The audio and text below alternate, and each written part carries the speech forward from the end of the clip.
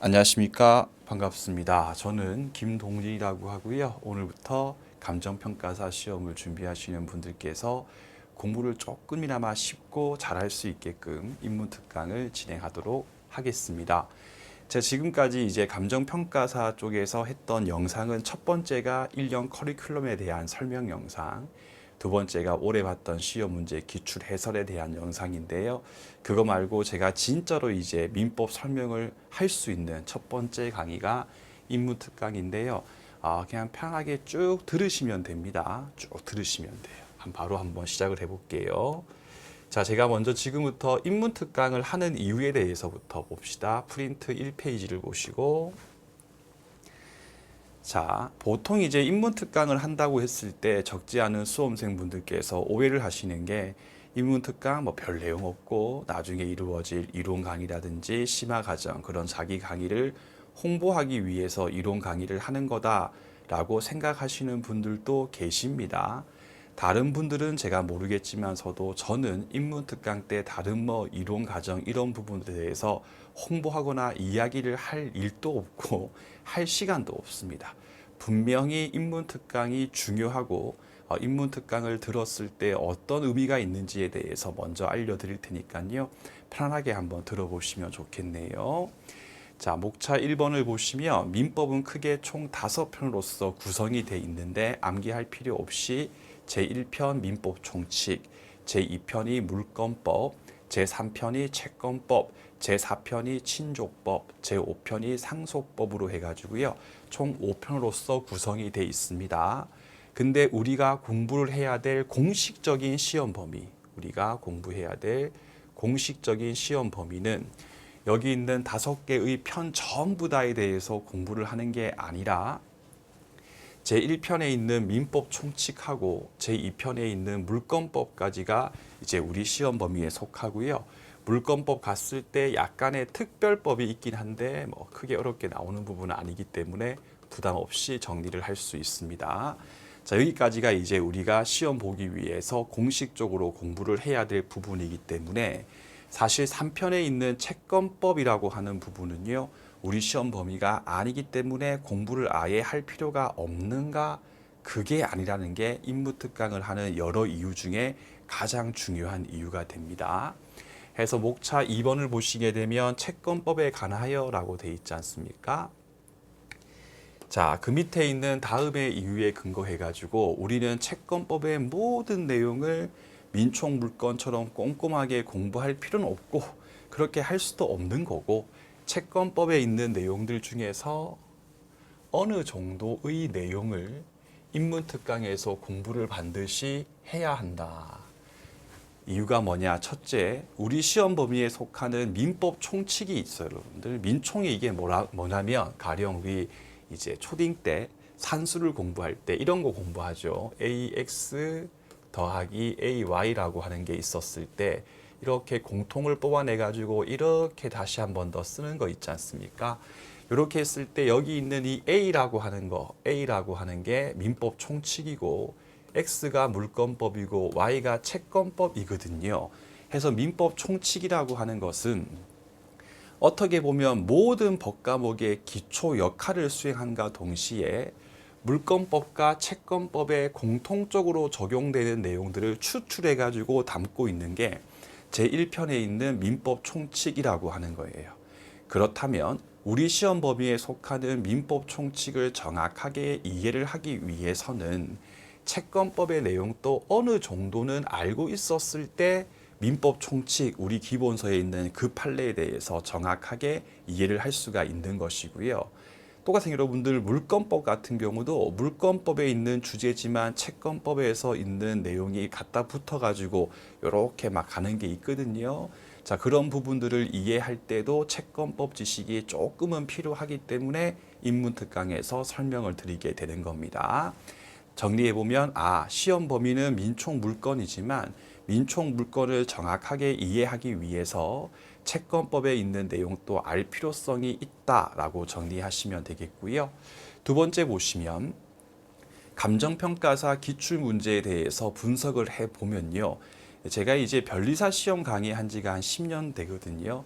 변리사 시험 강의를 할 때는 당연히 기본적으로 공인노무사 그리고 감정평가사의 기출 문제까지도 다 분석해서 변리사용 문제집 쓸 때 같이 다 반영하고 강의를 하기 때문에 제가 노무사, 감정평가사 기출 같은 경우도 진짜 오랜 기간 동안 계속적으로 분석을 했거든요.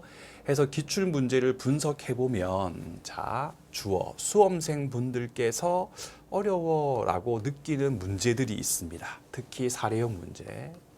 올해는 진짜 사례형 문제가 많이 나왔죠. 근데 이 문제가 실제로는 그렇게 어려운 문제는 아니에요. 그렇게 어렵다고 하시는 문제보다 오히려 다른 문제가 더 어려운데 제가 봤을 때는.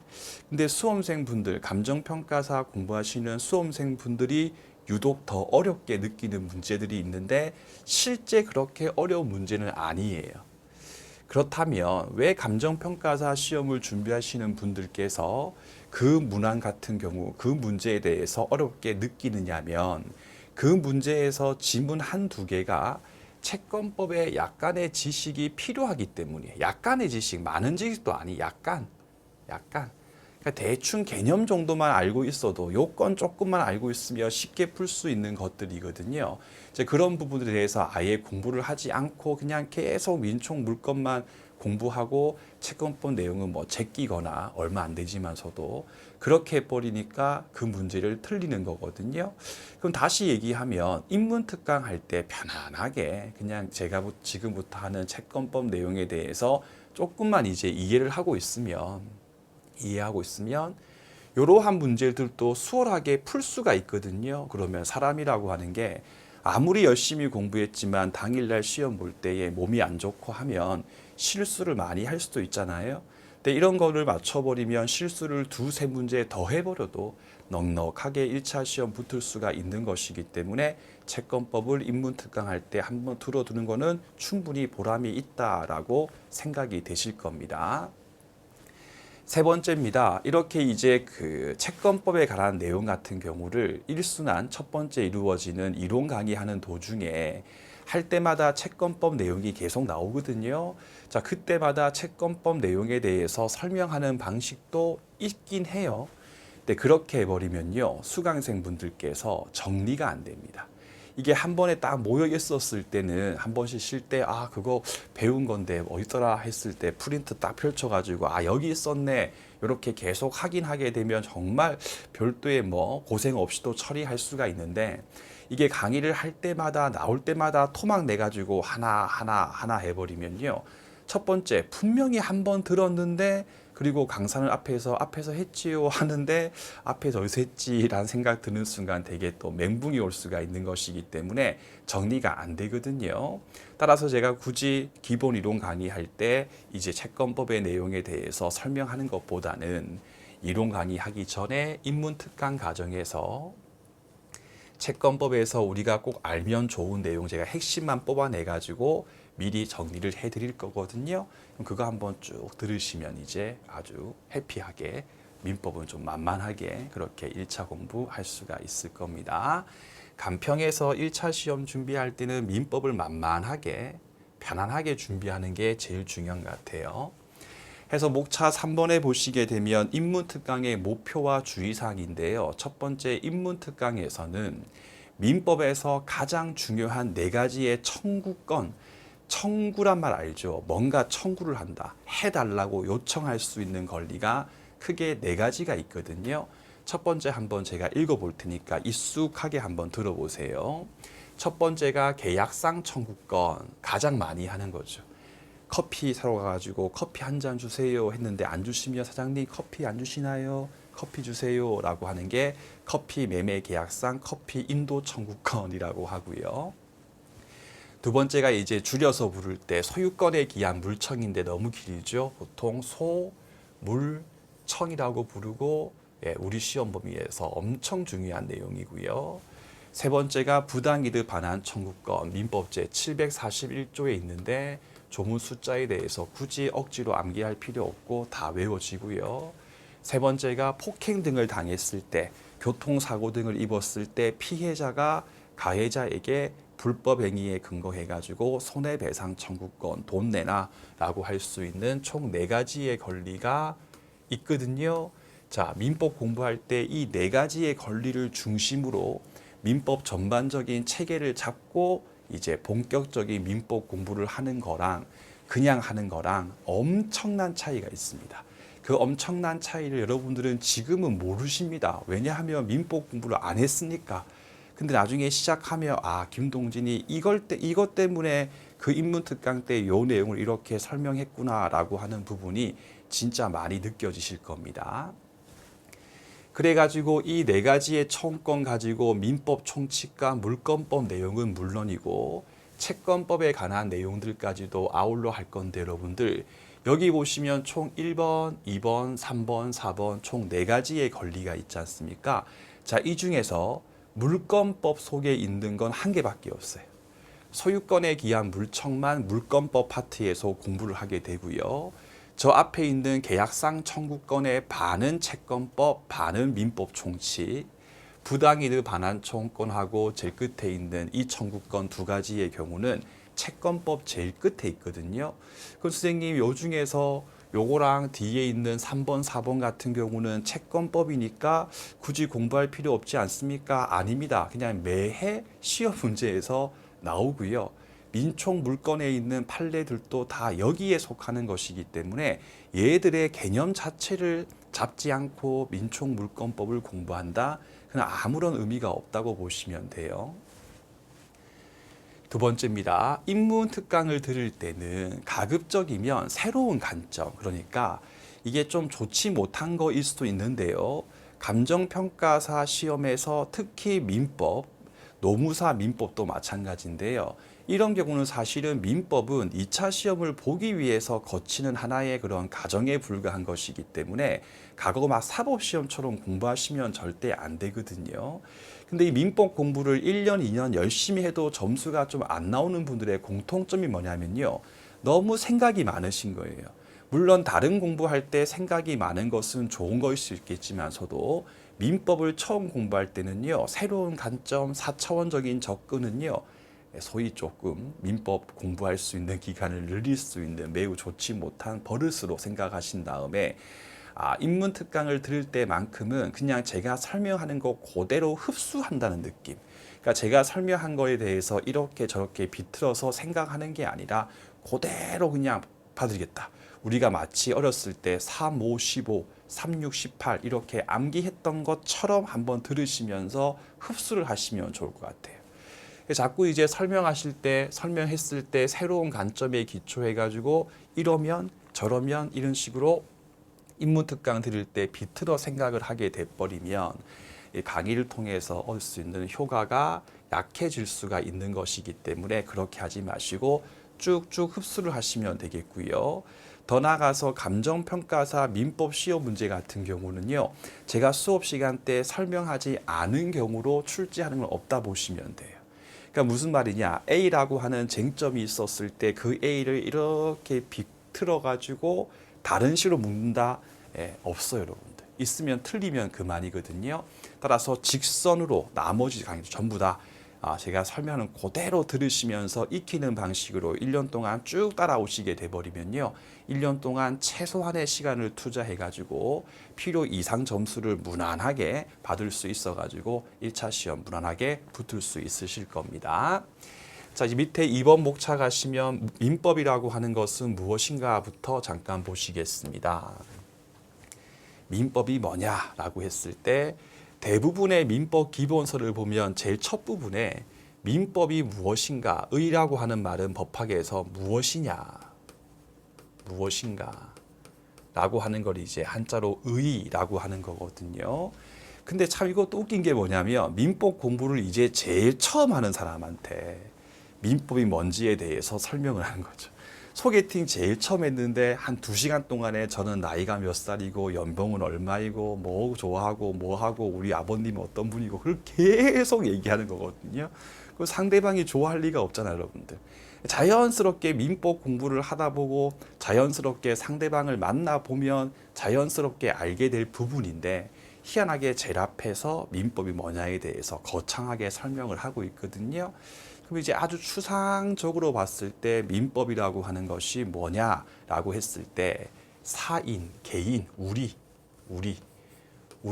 사이에서 생길 수 있는 여러 법적 분쟁 중에 이러한 분쟁은 저 법 맡기고 또 뭐 사람 때리고 죽이고 하는 거는 형법 쪽에 보내고 이렇게 역할 분담을 하다가 야, 사람들 사이에서 돈, 재산 관계에 대해서 다툼이 생기거나 또는 가족 관계, 배우자 있는 분께서 바람을 폈다, 기타 등등등 이렇게 재산 관계나 가족 관계에 대한 분쟁이 있었을 때 그 분쟁을 이제 어떻게 처리할지에 대해서 결정하고 있는 게 바로 민법이다라고 하시면 되거든요.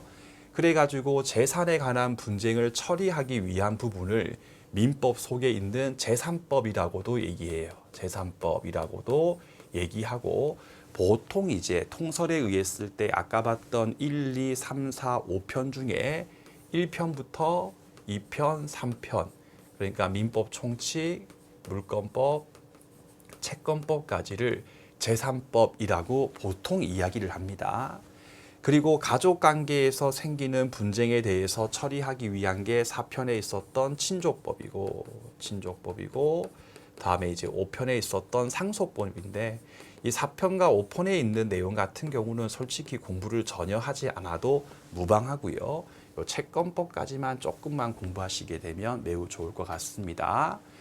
해서 여기 보시게 되면 사인이라고 하는 것은 일단 쉽게 우리 개인을 의미하는 거고 가족관계 같은 경우는 우리 시험 준비할 때 비중이 거의 없기 때문에 설명을 생략하면 돼요. 그럼 결국 여기서 우리가 주목해야 될 부분은요. 이 재산관계라고 하는 것이 어떤 것이냐라고 하는 의미에 대해서 한번 천천히 살펴보도록 하겠습니다. 로마자 2번 보시면 재산관계, 돈 같은 것들 말하겠죠. 먼저 법률관계부터 보도록 합시다. 프린트 2페이지를 가시고요. 자, 제일 위에 보시면요. 우리는 태어나는 순간부터 죽을 때까지 혼자 있으면 안 되죠. 다른 타인과 계속 어떠한 여러 관계를 맺으면서 살아갑니다. 이렇게 상호작용을 통해 가지고 사회라고 하는 인간 집단이 형성이 됐고요. 이 사회라고 하는 것이 없었을 때에는 인간 개인의 존재는 의미가 없죠. 사회가 존재하니까 개인이 의미가 있는 거죠. 따라서 사회가 없어지게 되면 개인의 의미도 없어지게 되거든요. 근데 문제는 뭐냐면요. 기본적으로 인간은 이기적이죠. 이타보다는 이기적. 해서 인간의 그런 마음 본성에 맡겨둬 버리면요. 이 사회라고 하는 조직을 유지할 수가 없거든요. 따라서 인간의 사회라고 하는 그 존재가 없어지는 것을 막기 위한 차원에서 그리고 사회 질서를 유지하기 위한 차원에서 좀 이기적인 개인들의 자유의지의 문제, 자유의지를 일정 정도는 규율을 할 필요성이 분명히 있죠. 그죠? 자, 이렇게 해가지고 야, 이렇게 하지 말고 살생을 하지 말고 뭐 이웃한테 욕하지 말고 기타 등등등 있지 않습니까? 자, 이렇게 규율하는 것은 크게 또 몇 가지가 있는데 도덕, 우리가 초딩 때 공부했던 거. 저는 국민학교 출신이거든요. 나이가 좀 많죠. 그 다음에 종교 등이 있는데 얘들은 특징이 강제성은 없죠. 강제성은 없어요. 지금 무슨 말이냐? 제가 맨날 우리 애들한테 애가 셋이거든요. 야, 너희들 그 이웃 어르신 보면 꼭 인사드려라 했을 때 가령 네 해놓고 안 했습니다. 그럼 그 애를 여러분들 깜빵에 보낼 수 있습니까? 보낼 수는 없는 거거든요. 혼을 낼 수 있을 뿐인 거지. 해서 강제성은 없어요. 근데 법이라고 하는 거는 이른바 강제성이 있죠. 강제성. 강제로 실현시키는 힘이 있는 거예요. 그리고 이 중 법에 의해서 그렇게 여러 가지 규율 중에서 법에 의해서 처리가 이루어지는 우리 삶의 관계를 이른바 법률 관계라고 하고 우리는 얘를 민법을 통해서 공부하는 거고 나머지 종교 같은 것들은 우리가 민법 시간에 공부할 리가 전혀 없는 겁니다. 그래서 민법이라고 하는 것은 이러한 법률 관계 중에서도 특히 권리와 의무 관계, 권리 의무 관계를 다루고 있다. 그래서 민법 책을 보게 되면요. 법률 관계라고 하는 말과 권리 의무 관계라고 하는 말을 같은 말이다라고 생각해도 무방합니다. 무방합니다. 그런데 대한민국 민법의 완전한 근본은 독일 민법이거든요. 독일 민법 같은 경우는 이른바 권리 중심 사상이라고 해요. 권리 중심 사상에 입각을 해가지고 여기 있는 권리 의무 관계란 말을 한 번 더 줄입니다. 의무란 말을 이렇게 생략을 빼버려가지고 권리 관계라고도 불러요. 그럼 나중에 제가 한 번 더 이제 민총 강의할 때 설명드리겠지만 이렇게 나오면 요 속에 권리 의무라고 하는 말이 숨어 있다는 점을 인식하고 계속 책을 읽어야 됩니다. 해서 법률 관계는 권리 의무 관계를 말하는 거고 다만 의무라고 하는 말을 생략해가지고 권리 관계로 부른다. 이 세 개는 다 똑같은 말이다라고 생각을 해주시면 되겠습니다. 그래서 목차 2번에 보시면요, 채권이란 말이 나오고 채권법의 채권입니다. 물건이란 말이 나오는데 밑에 서설 부분 가시면 우리는 방금 법률 관계가 권리 의무 관계임을 살펴보았다. 그리고 중요하지 않겠지만서도 독일의 권리 사상에 근거해가지고 권리 의무 관계를 조금 더 간단하게 축약해가지고 이렇게도 부른다. 그럼 그 속에 권리 의무 관계라고 하는 말이 숨어 있다라고 하시면 되죠. 그리고 권리 여러분들 정말 다양하게 분류가 될 수 있어요. 시험 문제 풀면 다음 중 뭐 땡땡땡에 관한 권리가 아닌 것은 1, 2, 3, 4 이렇게 쫙 나오고 하거든요. 다만 이제 권리에 대해서 우리가 인문특강을 공부할 때는요. 그 모든 권리 분류 유형에 대해서 형성권이 뭐고 항변권이 뭐고 그렇게 막 좀 고리타분하게 할 게 아니고 우리가 지금 공부하고 있는 거 그러니까 실체법상 4가지의 청구권을 이해할 때 필요한 방식은 뭐냐면 이른바 채권과 물건으로서 구분해가지고 민법 공부하는 게 엄청나게 큰 도움이 됩니다. 그래서 우리의 목표를 달성하기 위한 차원에서 나머지 기타 신분권, 사원권 등등등 이상한 거 싹 일단 버려버리고 가장 중요한 채권과 물건 해서 채권이 무엇이고 물건이라고 하는 것이 무엇인지를 제가 지금부터 설명드릴 테니까요. 한번 잘 집중해가지고 들어주시면 되겠습니다. 굳이 복습할 필요 없습니다. 듣기만 하시면 되고요. 혹시 그 이론 강의 시작하기 한참 전부터 요 인문특강을 듣는 분들께서는요. 그냥 편하게 들으시고 굳이 복습도 할 필요 없어요. 대신에 다시 한 번 더 1.6배속으로 해가지고 인문특강 한두 번 더 들어버리세요. 그렇게 듣고 이제 본격적인 민법 공부를 하시면 큰 도움이 되실 겁니다.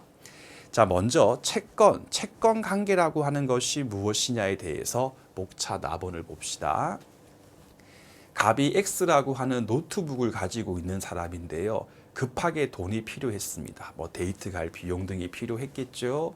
그럼 돈을 훔치면 되겠습니까? 그건 안 되고요. 갑이 돈을 만들기 위해서 듣기만 하세요. X 노트북의 교환 가치를 활용해 가지고 X 노트북을 현금화 시킬 수 있거든요. 다양한 방법이 있는데 가장 일반적인 방법은 매매 계약을 통해서 팔아버리는 거고 그 네이버 카페에 중고나라, 당근마켓 있죠. 그런 것을 이용해 가지고 노트북을 타인한테 팔아 가지고 현금화 시키는 방법이 있습니다. 그래서 갑 같은 경우가 급하게 돈이 필요해 가지고 을에게 X 노트북에 꺽쇠 쳐보시고 그 위에 매매 계약의 목적물이라고 한번 적어보세요. 목적물이라고 적어보시고 그 다음에 100만 원에 꺽쇠 치신 다음에 매매 대금이라고 써보시고요. 매매 대금. 즉 갑이 을에게 X 노트북을 100만 원 받고 을한테 팔기로 하는 매매 계약을 했다까지 하신 다음에 매매 계약을 어떻게 하는지는 좀 뒤에 다시 공부를 할 겁니다. 그럼 일단 지금 여기서는 주어진 게 갑하고 을 사이에서 X 노트북이라고 하는 목적물을 매매 대금 100만 원 받고 갑이 을한테 팔기로 했다. 이랬을 때 잘 들으세요. 물건을 팔았던 갑을 매도인이구나. 갑이 매도인. 그래서 문제 풀 때 주어지지 않아도 매도인까지는 꼭 확인하시고요. 매매 대금 돈을 주고 그 물건을 사는 사람의 이름을 매수인 해서 을이 매수인이구나 해서 매도인 갑과 매수인 을 사이에서 X 노트북에 대한 매매 계약이 됐구나라고 일단 정리하시면 됩니다.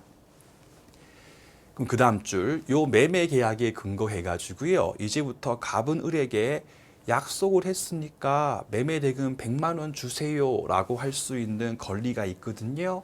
해서 매도인 갑 같은 경우는 매수인 을에게 100만 원의 지급을 청구할 수 있는 권리. 쉽게 얘기하면 을아 빨리 나한테 100만 원 줘야지 100만 원 줘라고 할 수 있는 권리가 있고요. 줄여가지고 매매 대금 채권을 갖게 된다라고 이야기를 합니다. 그렇다면 갑이 을에게 매매 대금 채권이 있다. 이걸 이렇게 쭉 빼내셔가지고 갑이 매도인이고 을이 매수인인데 지금 보니까 갑이 을에게 100만 원 주세요라고 할 수 있는 채권을 갑이 을한테 가지고 있다라고 하는 말은 을이 갑한테 100만 원을 지급해야 될 의무가 있는 거죠. 갑이 을에게 100만 원 줘라고 할 수 있는 권리가 있다면 을은 갑한테 약속했으니까 100만 원을 약속했던 날짜에 입금 등을 해야 될 의무가 있거든요.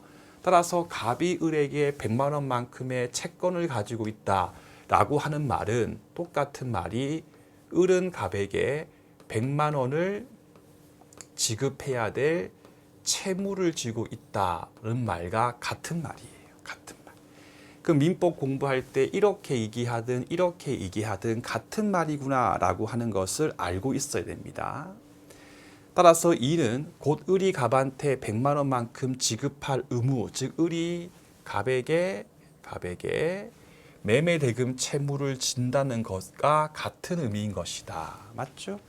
그 다음에 반면은 세모, 반면 매수인 을 같은 경우도 매도인 갑한테 뭔가 달라고 할 수 있죠. 매매 계약의 목적물이죠. 해서 매수인 을은 매도인 갑에게 약속한 것처럼 X 노트북 나한테 넘겨라 라고 할 수 있는 권리를 갖게 된다 라고 해서 이렇게 빼게 되면요. 을이 있고 갑이 있었을 때 똑같아요. 을도 갑에게 빨리 나한테 X 노트북 나한테 넘겨줘. 목적물 인도 청구권, 인도 채권 등을 가지고 있는 거고 그건 똑같이 갑도 을에게 X 노트북에 대해서 넘겨줄 X 노트북 인도 채무 등을 이렇게 지게 되는 거고 두 개는 같은 말이에요. 그러니까 보통 이제 채무는 생략해버리고 권리 중심으로 X 인도 채권 같은 말입니다. 이렇게 하시면 돼요. 이는 곧 갑이 을에게 X 노트북에 대해서 넘겨줄 목적물 인도 채무를 진다는 것을 의미하는 것이다. 알겠죠? 그럼 결국 갑하고 을 사이에서 X 노트북을 사고 파는 매매 계약을 하게 되면 갑은 을에게 100만 원 주세요라고 요구할 수 있는 권리가 탁 생겨버리고 또 을은 갑한테 X 노트북 넘겨주세요 탁 생겨버리죠. 그래서 이렇게 상황에서 특정인에게 갑이면 을에게 을이면 갑에게 그 말이죠. 일정한 행위를 요구할 수 있는 권리. 갑이 을에게 을아 100만 원 빨리 나한테 줘야지 100만 원 주세요 100만 원 주는 행위를 요구할 수 있는 거 또는 을이 갑한테 빨리 네 노트북 넘겨라 라고 할 수 있는 거 이렇게 특정인이 다른 특정인에게 일정한 행위를 요구할 수 있는 권리 특정인이 특정인에게 아주 쉽게 얘기하면 사람이 사람한테 뭔가 요구할 수 있는 권리를 우리 앞으로 이렇게 부르자라고 약속한 게 바로 채권이라고 부르는 거예요. 됐죠 여러분들? 그러면 앞으로 채권이란 말 나오게 되면 시험 범위 아니니까 알기 싫어 그렇게 공부하는 게 아니라 특정인이 특정인에게 가지고 있는 권리다라고 하시면 되고 이렇게 갑이 을한테 채권을 가지고 있다면 그 말이 꼴 을이 갑한테 의무를 지는 게 있죠. 이러한 의무를 이른바 채무라고 하는 거다. 그럼 지금 현재 갑과 을 사이에서 매매 계약했을 경우는 그 매매 계약에 의해서 갑도 을에게 채권을 을도 갑한테 채권을, 갑도 을에게 채무를, 을도 갑한테 채무를 지고 있는 것이기 때문에 풀네임은 채권 채무 관계인데 권리 중심 사상에 기초해 가지고 보통 갑과 을 사이의 법률 관계를 채권 관계에 해당한다라고 이야기를 하게 되는 겁니다. 그러면 이 사례에서 100만 원 지급을 요구할 수 있는 권리였던 갑 같은 경우가 채권자이고 100만 원 지급해야 될 의무를 지는 을 같은 경우가 채무자다. 반면에 세모 X 노트북을 놓고 봤을 때에는 을이 갑한테 노트북 주세요라고 할 수 있기 때문에 을이 채권자이고 맞죠? 노트북을 갑이 을한테 넘겨줘야 될 의무를 지고 있는 것이기 때문에 갑이 또 이 경우에는 채무자의 지위에 놓이게 된다. 그래서 이런 것 때문에 이제 민총 물건 기출문제 같은 거 풀어보면 문제가 되게 어렵게 느껴지는 이유가 뭐냐면 분명히 1번 지문에서는 갑이 채권자인데 또 2번 지문에 보게 되면 을 돼 있거든요. 아 이거 오탈장가 이런 생각들을 할 수가 있는 거예요. 여기서 중요한 게 뭐냐? 채권자, 채무자라고 하는 개념은 이른바 상대적인 개념이구나. 상대적인 개념이지 고정적인 개념이 아니구나라고 하는 부분을 익혀야 됩니다.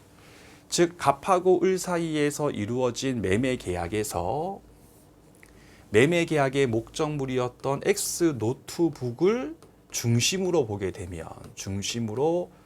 되면 을이 매수인의 지위에서 갑에게 노트북 주세요라고 할 수 있는 권리를 가지기 때문에 노트북을 놓고 보면 을 같은 경우가 채권자가 되는 거예요. 을이 채권자가 되는 거고 노트북을 을한테 넘겨줄 의무를 지는 매도인 갑 같은 경우가 채무자의 지위에 놓이게 되는 거예요. 반면에 100만 원, 매매 대금인 100만 원을 중심으로 놓고 보면요. 갑이 을한테 100만 원 주세요라고 할 수 있는 권리가 있기 때문에 갑 같은 경우가 채권자의 지위에 놓이게 되고 을이 갑한테 매매 대금에 대해서 지급할 의무가 있기 때문에 또 을 같은 경우가 채무자의 지위에 놓이게 되는 거거든요. 그러므로 채권자, 채무자라고 하는 개념 같은 경우는 무조건 한번 갑이면 계속 갑이야. 그렇게 하는 게 아니고 민법 지문 판례를 읽으면서 문맥에 맞춰가지고 요 경우는 어느 것에 집중해서 볼 것인지를 생각하시면서 책을 보시면 되겠습니다. 그래서 그 뒤 이렇게 하나의 매매 계약이라고 하는 사실관계에서 채권자라고 하는 개념과 채무자라고 하는 개념은 목적 X 노트북 매매를 따라 가지고 달라질 수 있다는 점을 반드시 이해를 해야지 민법책을 쉽게 읽을 수 있다. 정리할게요. 권리 관계 중에 첫 번째 채권 관계는 이렇게 갑이 특정인이 다른 특정인 을에게 혹은 을이 갑에게 뭔가 요구할 수 있는 권리가 있었을 때를 채권을 부른다. 그럼 채권은 특정인이 특정인에게 뭔가 요구할 수 있는 권리다라고 이해하시면 됩니다. 쌤 그러면 이제 물건 관계, 물건이라고 하는 것은 무엇입니까? 라고 했을 때에 목차 답원을 보시게 되면 물건 관계라고 하는 것은 무엇이냐? 라고 했을 때 방금 봤던 그 갑하고 을 사이에서의 X 노트북 매매 사례에서 을이 갑한테 매매 대금을 지급하고요. 갑이 을에게 뒤에서 배울 겁니다. 동산인 X 노트북을 인도해가지고 일단 을이 X 노트북에 대한 소유권을 취득했다고 일단 가정을 해보자. 그 말이꼴. 어떻게 취득하는지는 또 뒤에서 크게 배울 거기 때문에 인문특강 뒤에서 그 말입니다. 일단 취득한 것을 전제로 하자. 이 경우, 즉 을이 노트북을 샀을 때는 을 같은 경우는 다른 사람의 간섭 없이 부모님 빼고요. 간섭 없이 그걸로 유튜브를 보든 인강을 듣든 게임을 보든 뭐 키보드로 채팅을 하든 관계없이 배타적으로 혼자서 독점해가지고 직접적으로 X 노트북을 지배할 수 있는 권리, 즉 소유권이라고 하는 것을 갖게 되거든요. 잠깐만 여기로 오시게 되면요. 여기 있는 이 X 노트북이라고 하는 것은 민법에서 이른바 물건이 아니고 물건에 해당합니다. 물건. 물건은 크게 두 가지가 있어요. 건물, 토지와 같은 부동산이 있고요. 그 다음에 동산이라고 하는 것이 있거든요. 그러면 노트북의 경우는 물건 중에서도 동산에 해당한다라고 생각하시면 되겠고요. 이 두 가지에 대해서 민총 중간에 권리의 객체라고 하는 부분에 가가지고 또 자세하게 공부를 하게 될 겁니다. 두 번째 문단, 이렇게 이처럼 을이 X라고 하는 물건에 대해서 배타적으로 지배할 수 있는 권리를 바로 물건이라고 부르는 거거든요. 특정인이 특정인에게 뭔가 요구할 수 있는 권리가 아니라 특정인이 물건, X라고 하는 노트북 물건에 대해서 직접적으로 지배할 수 있는 권리, 물건에 대해서 가지고 있는 권리니까 물건이라고 부르는 거구나 라고 생각하시면 되겠어요. 해서 특정인 갑이 특정인 을에게 갖고 있는 권리가 채권이라고 하는 거고, 물건이라고 하는 것은 특정인이 요 펜슬, 요 TV 같은 거 물건에 대해서 직접적으로 지배하는 권리를 물건이라고 생각하시면 됩니다. 그러면요, 물건법 중간 이후에 가면 다양한 물건에 대해서 공부하거든요. 전세권, 지역권, 지상권, 저당권, 유치권, 질권, 기타 등등이 있습니다. 자, 그러한 다양한 물건 중에서 가장 넘버 1등 대표자가 바로 소유권이에요. 소유권. 따라서 민법을 초기의 단계에서 인문특강하고 이론 강의 민총 정도 진도 나갈 때까지는 책에서 물건 변동, 물건이란 말이 나오게 되면 물건법 배우기 전까지는요, 이렇게 소유권이라고 생각하고 책을 읽어도 아무런 문제가 되지 않습니다. 자, 앞으로 당분간 민법 총칙까지 정식으로 공부하기 전까지는 물건 나오게 되면 소유권으로서 바꿔서 읽으면 충분합니다. 세 번째 문단 가시면 결국 을이 X 노트북에 대해서 갖는 소유권은 배타적 권리에 해당하거든요. 한번 끊으시고, 이마 같은 경우는 만약에 을의 소유권 행사가 타인에 의해서 침해를 받는다. 요 침해 내지 방해를 받는 부분에 대해서 나중에 여러 가지를 소유권에 기한 물청을 통해서 인문특강 때 공부할 건데요. 가장 근본적이고 쉬운 건 뭐냐면 이런 경우 말합니다. 분명히 갑이 을한테 노트북을 팔고 돈 받고 넘겼어요. 지금 현재는 그 노트북이 을게 맞거든요. 근데 갑이 그 노트북으로 게임했던 그 키감을 잊지 못하는 거예요. 그래서 가만히 가가지고 이제 을이 카페에서 공부하다가 잠깐 자리를 비운 사이에 갑이 그 노트북을 가지고 도망가는 경우 있지 않습니까?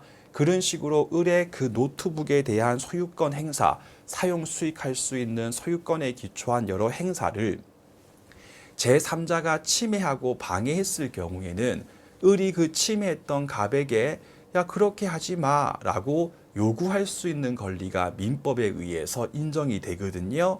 그게 바로 을이 갑한테 소유권에 기한 물청을 행사한다라고 하는 거예요.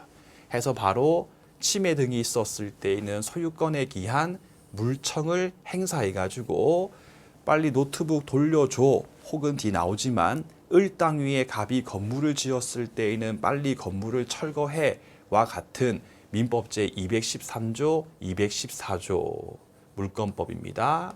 여기서 이제 소유권에 기한 물청이라고 하는 것을 배우게 된다까지 일단 큰 맥락을 잘 들으시면 되겠습니다. 요컨대 우리가 지금부터 공부하는 민법이라고 하는 것은 갑하고 을 사이에서 존재하는 법률 관계를 처리하기 위한 법인데, 법률 관계라고 하는 것은 권리 관계로 읽을 수가 있다. 그럼 크게 권리라고 하는 것은 다양하게 분류가 될 수 있는데 가장 대표는 채권, 물건으로서 나눌 수 있다. 채권이라고 하는 것은 특정인 갑이 특정인 을한테 갖고 있는 권리를 말하는 것이고, 물건이라고 하는 것은 특정인이 직접적이고 배타적으로 특정인을 지배하는 게 아니고요.